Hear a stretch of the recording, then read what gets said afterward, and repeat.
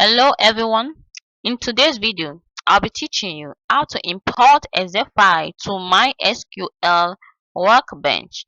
So the first thing I'm going to do is to go to the schema part and create a new schema. So I will right click here and click on create schema. Then I can name my schema whatever I want. I can name it lesson. Then you click on apply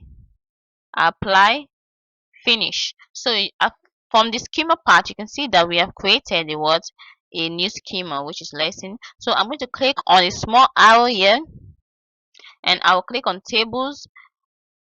Then I'm going to right click and click on table data import wizard. So from here you can choose whatever Excel file you want to import. So I'll click on browse. Then I click on my Excel file, open. Then next, make sure you click on drop table if exit.